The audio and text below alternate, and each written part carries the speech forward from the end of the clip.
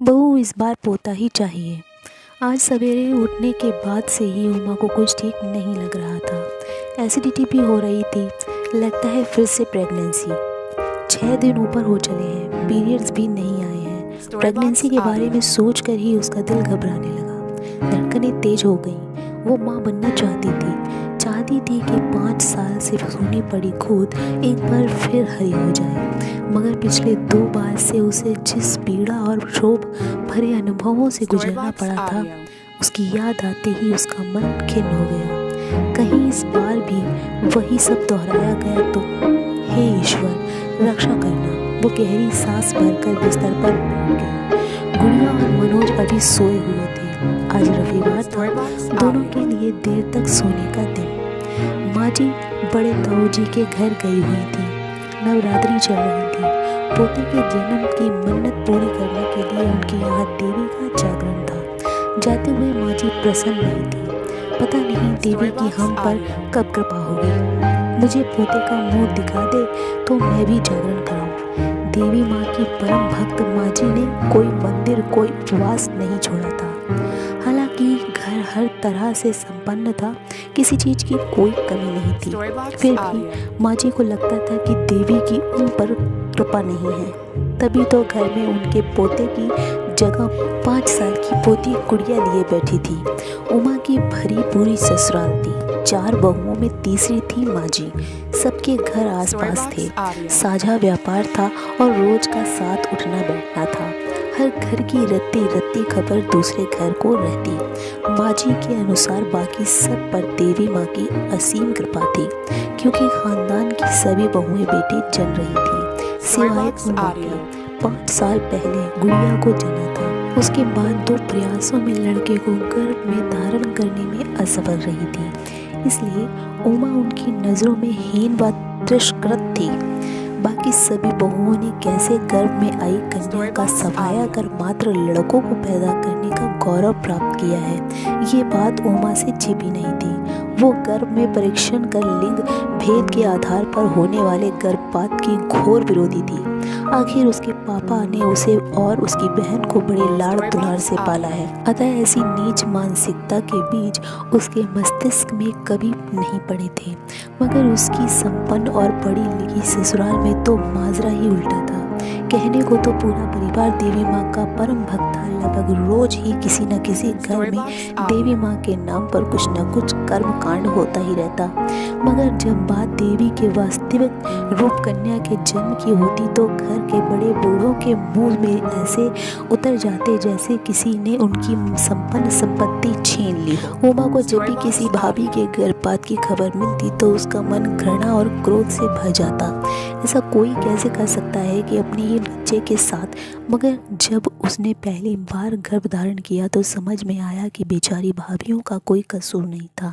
संयुक्त परिवार में घर के बड़ों के भीषण दबाव को झेलना कोई बच्चों का खेल नहीं। अच्छे चित्त हो जाते हैं। फिर घर में एक लाचार पशु सी बंधी बहू की हैसियत ही क्या है, जो अपना विरोध जताकर मुसीबतों को आमंत्रित करे। फिर भी उमा ने हिम्मत नहीं हारी। मनोज प्लीज़, ये हमारा पहला बच्चा है, मैं इसे अवश्य जन्म दूंगी। मैं तुम्हारी मनोस्थिति समझता हूँ उमा, ये तुम्हारा ही नहीं मेरा भी बच्चा है। माँ को तो मना लूँगा, मगर ये जो रिश्तेदारों की फौज आसपास जमा है, जो आग में घी डालती है, उससे कैसे निपटूं? मनोज भी परेशान था। चाहे जो भी हो, मैं सोनोग्राफी नहीं कराऊंगी। जैसे भी हो, माँ जी को तुम्हें मनाना ही पड़ेगा, उमा बोली। बच्चे को लेकर उमा किसी भी समझौते को तैयार नहीं थी। अतः एक योजना के तहत उमा मायके चली गई और जब माली को उसके गर्भ की खबर लगी तब तक गर्भपात के लिए बहुत देर हो चुकी थी। पहला बच्चा था, इसलिए उमा की ना समझी का नाटक माँ जी समझ नहीं पाई। फिर गुड़िया का जन्म हुआ था, जिसे माँ जी ने बूझे मन से स्वीकार किया। उसके जन्म पर न तो कोई जागरण हुआ, न ही बधाई के गीत गाए गए। मगर उमा और मनोज खुश थे। कोई और करे न करे, वो अपनी नन्ही सी जान को बेहद प्यार करते थे। 2 साल बाद उमा फिर गर्भवती हुई, पर इस बार माँ जी पूरी तरह से सजग थी। वो पहली भूल को किसी भी कीमत पर दोहराना नहीं चाहती थी। उमा की छोटी से छोटी हरकत पर भी उनकी पैनी नज़र थी। वो बच नहीं सकी। माँ के इमोशनल ड्रामे, रोने धोने और क्लेश से बचने के लिए मनोरंजन चाहे मन से ही सही उमा पर दबाव डालने लगा। उमा माँ को हर बार संभालना मेरे लिए असंभव है। पिछली बार हमारी बात रह गई थी, लेकिन इस बार माँ के मन की हो जाने दो। घर का तनाव मुझसे बर्दाश्त नहीं होता। मैं शांति से जीना चाहता हूँ। घर की हर बात माजी रो धोकर नमक मिर्च लगाकर ऐसे पूरे कुटुंब में पेश करती कि सबकी नजरें उमा और मनोज की ओर तन जाती। रोज रोज के कहल से बचने के लिए उमा ने भारी मन से परिस्थिति से समझौता कर लिया था। तब से अब तक 2 बार गर्भहत्या का दंश झेल चुकी उमा फिर से उसी मोड़ पर आ खड़ी हुई थी। अब बीती सोच सोच कर उमा का सिर भारी हो चला। वो रसोई में चाय बनाने चल दी। रसोई में काम वाली बाई सगुना बर्तन धो रही थी। चाय बनाते वक्त उमा को मितली आ गई और वो बाथरूम की ओर भागी। का दीदी कोई खुशखबरी है का? सगुना उमा की शारीरिक भाषा से समझ गई थी। उमा ने उसे एक नज़र देखा पर कुछ न कहा। उमा की चुप्पी को हाँ समझ सगुना ने अपना अंदाजा पक्का मान लिया।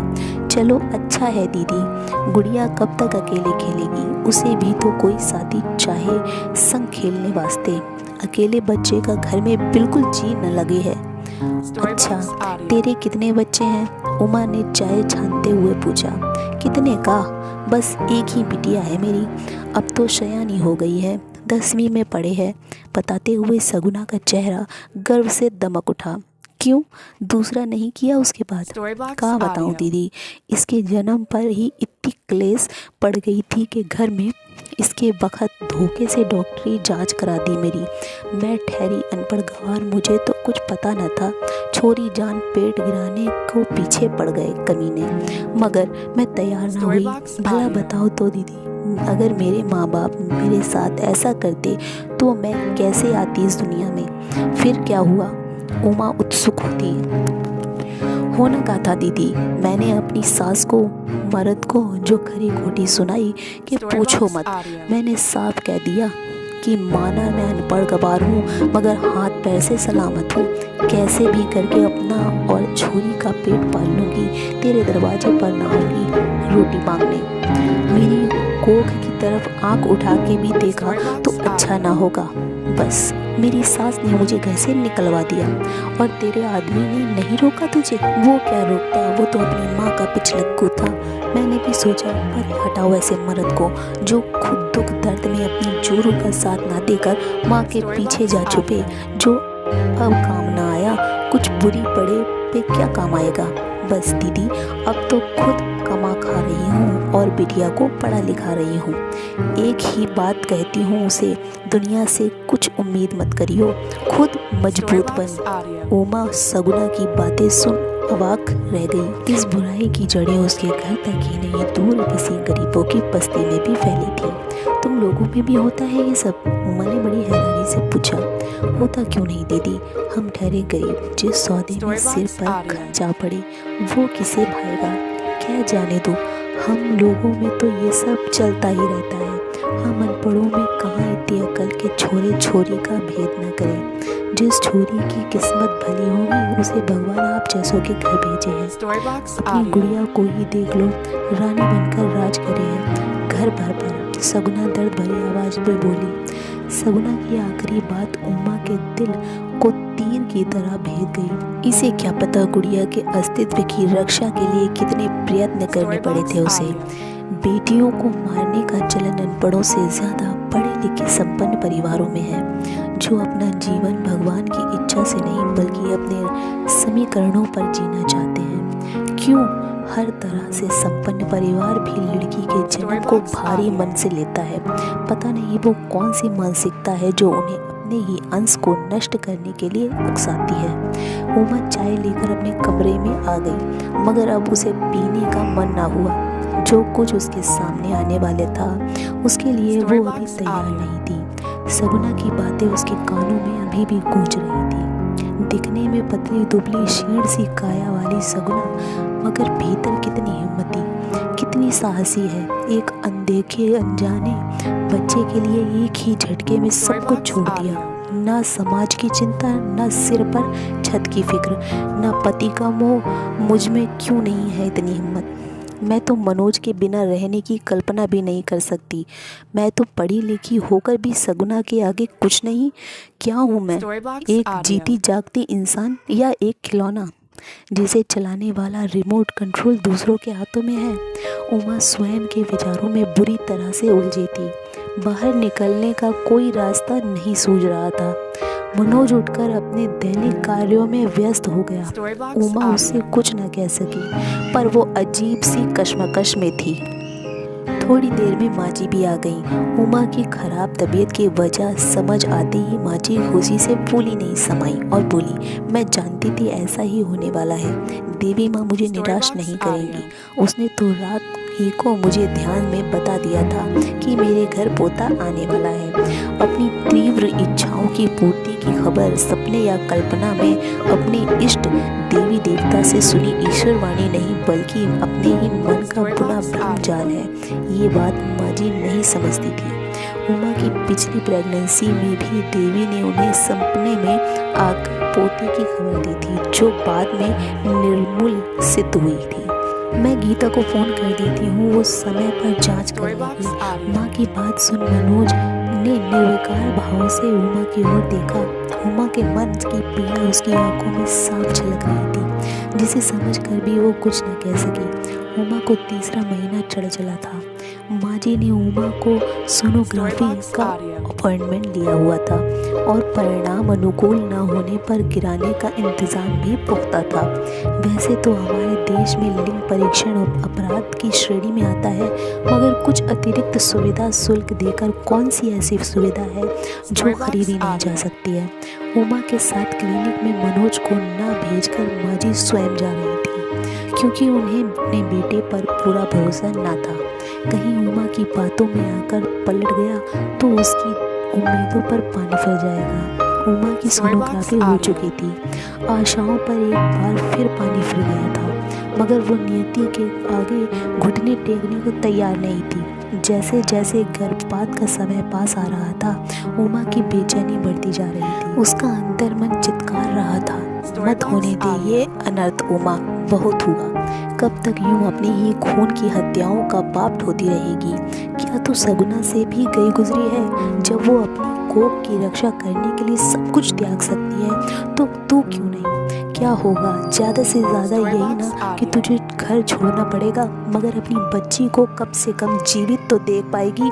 वो नन्ही सी जान पूरी तरह से तुझ पर आश्रित है। सोचती होगी कि मैं अपनी माँ के कोख में सुरक्षित हूँ। मेरी माँ है तो कोई मेरा क्या बिगाड़ सकता है। चैन से सोई होगी वो, क्या बीतेगी उस पर जब जानेगी कि अपनी कोख में सहेजने वाली माँ ही आज प्राण घातिनी बनी हुई है। मत कर ऐसा अन्याय उसके साथ। आज मनोज के प्यार की भी परीक्षा होने दे। हर बार गलत फैसलों के लिए मात्र सम्मान के नाम पर माँ के साथ खड़ा होने वाला आदमी क्या एक सही फैसले के लिए तेरे साथ नहीं खड़ा हो सकता? और अगर वो अभी तेरे साथ खड़ा नहीं हो सका तो फिर ऐसे पति से क्या उम्मीद करना? वो तो जीवन के किसी भी मोड़ पर तेरा साथ छोड़ सकता है। तो इतनी अक्षम भी नहीं कि अपनी बच्चियों का भार ना उठा सके। बस जरा सी हिम्मत कर उमा। उमा चलिए। नर्स की आवाज़ सुन उमा का शरीर जैसे काट का हो गया। जैसे तैसे वो खड़ी हुई, मगर पाँव नहीं हिला पा रही थी। यह मुझसे नहीं होगा माँ जी, मैं ये नहीं करूँगी। कंठ में फंसा निर्णय पूरे आवेश के साथ बाहर निकला। मनोज जिस क्लेश के आगे नमस्तक था, वो आज पूरे उफान पर था। बहुएं घर बसाने के लिए होती हैं, उजाड़ने के लिए नहीं। मेरे वंश का खात्मा करने पर तुली है ये। कहे देती हूँ मनोज, या तो इसे समझा ले, वरना इसका हमसे कोई नाता नहीं रहेगा। माँ जी गुस्साई आवाज में बोली, ना रहे तो ना सही माँ जी, मैं इसके लिए तैयार हूँ, मगर इस बार अपनी कोख पर आज ना आने दूंगी। मेरा निर्णय भी नहीं बदलने वाला। आगे जैसी आपकी मर्जी। मैं आज ही यहाँ से अपनी बेटी को लेकर चली जाऊंगी। उमा की वाणी और भाव दोनों शांत थे, अनवरत मानसिक द्वंद्वों के तूफान एक निर्णय पर आकर ठहर गए थे। अब वो हर परिस्थिति का सामना करने के लिए तैयार थी। कोई कहीं नहीं जाएगा माँ, उमा ने जो किया ठीक किया, मैं खुद भी यही चाहता था, मगर न जाने क्यों चाह कर भी साहस नहीं कर पा रहा था। अपनी 2 बेटियों की हत्या की ग्लानि अभी तक है मुझे, तीसरी की झेलने की शक्ति नहीं है मुझ में। हिम्मत करके मनोज बोला, ये क्या कह रहा है तू? इसके साथ साथ तेरा भी सिर फिर गया है क्या? मरने के बाद कोई क्रियाक्रम श्राद्ध करने वाला भी नहीं होगा तेरा, आत्मा को मुक्ति नहीं मिलेगी। माँ की बातें सुन इस बार मनोज की सहन शक्ति जवाब दे गई। आत्मा की मुक्ति अपने अच्छे बुरे कर्मों से होती है, किसी कर्म कांड से नहीं। और आज एक बात कान खोल कर सुन लो माँ, अगर तुमने उमा की प्रेगनेंसी में किसी भी तरह की कोई भी बाधा खड़ी की या उसे किसी भी तरह का तनाव दिया तो हमारी मुक्ति हो या ना हो तुम्हारी नहीं होगी, क्योंकि फिर मैं तुम्हारे मरने पर ना तो तुम्हारा क्रियाक्रम करूँगा और ना ही पिंडदान। आज मनोज के दिल में फंसा बरसों का गुबार भी फूटकर बाहर निकल गया। माँ जी उसके जवाब से चढ़वत रह गई। उमा, अगर तुम्हारे साथ किसी भी प्रकार का दुर्व्यवहार हुआ तो तुम्हारे साथ मैं भी ये घर छोड़ दूंगा। मनोज की अप्रत्याशित प्रतिक्रिया से उमा प्रभावित हो गई और उसे लिपटकर रो पड़ी। आज उसकी सोनी गोद फिर से हरी हो गई थी। आज उसने अपनी गोद के साथ अपने सुहाग पर भी अधिकार पा लिया था। दोस्तों, आपको ये कहानी कैसी लगी कमेंट करके ज़रूर बताइएगा। कहानी पसंद आई हो तो वीडियो को लाइक शेयर करें और चैनल को सब्सक्राइब करें। वीडियो को पूरा देखने के लिए बहुत बहुत धन्यवाद।